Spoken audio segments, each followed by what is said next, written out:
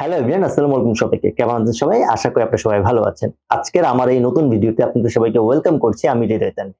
বাংলাদেশ বনাম নেদারল্যান্ডসের ম্যাচটা বাংলাদেশের জন্য খুবই গুরুত্বপূর্ণ। কারণ হচ্ছে বাংলাদেশকে এই ম্যাচটাতে বিশেষ করে অবশ্যই জিততে হবে। তো এই জায়গা থেকে বাংলাদেশের যেভাবে গেম প্ল্যানটা করা উচিত, বাংলাদেশ যদি তাদের ন্যাচারাল খেলাটা খেলতে পারে তাহলে অবশ্যই বাংলাদেশ ম্যাচ জিতবে। এবং এখানে আমার কাছে মনে হয় পারফর্ম করা উচিত যাদের মেইনলি সাকিব আল হাসানকে পারফর্ম করতে হবে। কারণ হচ্ছে সাকিব আল হাসান এই ধরনের ম্যাচগুলোতে সে একা পারফর্ম করে ম্যাচ জিতে ফেলতে পারবে। তার যে ক্যালিবার সেটা যদি সে দেখাতে পারে তাহলে বাংলাদেশের জন্য খুব বেশি চিন্তা করার কথা না। আবার অন্যদিকে বাংলাদেশের ব্যাটিংটা যেহেতু দুশ্চিন্তার মেন কারণ, ব্যাটিংটাতে আমার মনে হয় তাওহিদ হৃদয় এবং মাহমুদুল্লাহ রিয়াদ এই দুজনের উপর থেকে প্রেশার কমাতে হবে। এই দুজনের উপর প্রেশার অনেক বেশি পড়ে যাচ্ছে। যেহেতু এই দুজনের উপর প্রেশারটা বেশি পড়তেছে, তখন দেখা যাবে আলটিমেটলি কি তারা প্রত্যেক ম্যাচে ভালো করবে না। স্বাভাবিকভাবে পরের ম্যাচে কিন্তু তাওহিদ হৃদয় মাহমুদুল্লাহ রিয়াদের রান না করার চান্সটাই সব থেকে বেশি। কারণ কি তারা কিন্তু আগের দুইটা ম্যাচে দলকে যথেষ্ট টেনে নিচ্ছে। একটা ম্যাচে জিতাতে পারছে, একটাতে জিতাতে পারেনি। কিন্তু বাকিদের ক্ষেত্রে আমার মনে হয় এখানে আসলে লিটন, শান্ত, তানজিদ তামিম বা যদি সৌম্য খেলে সৌম্য, যারাই খেলে বাকিরা, জাকের আলী, তাদের আসলে ভালো করতে হবে।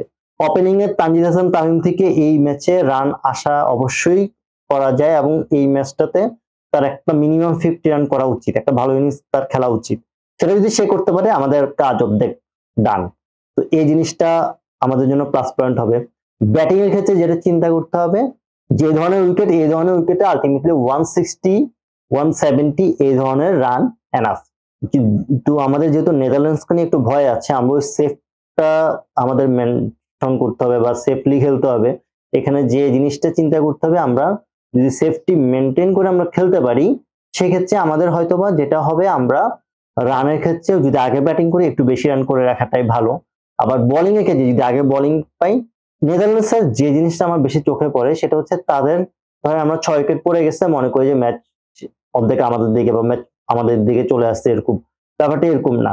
তাদের কিন্তু মেন খেলাটা শুরু হয় কিন্তু আসলে 6 উইকেট পড়ার পর থেকে। আমি যা দেখলাম ম্যাক্সিমাম ম্যাচে দেখবেন যারা যেসব ম্যাচে তারা বড় টিমকে হারাইছে সেগুলোতে তারা যেটা করে 6 উইকেট পড়ে যাওয়ার পরে তাদের যে দুইজন ব্যাটসম্যান থাকে তারা আলটিমেটলি পার্টনারশিপ করে তারা একটা ভালো স্কোর এনে দেয় এবং ওই যে মোমেন্টামটা তারা নিয়ে ফেলে, দেন তারা আলটিমেটলি ম্যাচটা জিতে নেয়। তো এইটা আমাদেরকে খেয়াল রাখতে হবে। তাদেরকে কল আপস যদি করতে যাই আমরা পুরোপুরি কল আপস করতে হবে, কোনো পার্টনারশিপ নিতে দেওয়া যাবে না। পার্টনারশিপ যদি একবার হয়ে যায় তখন আলটিমেটলি আমরা প্রবলেম পড়ে যাব।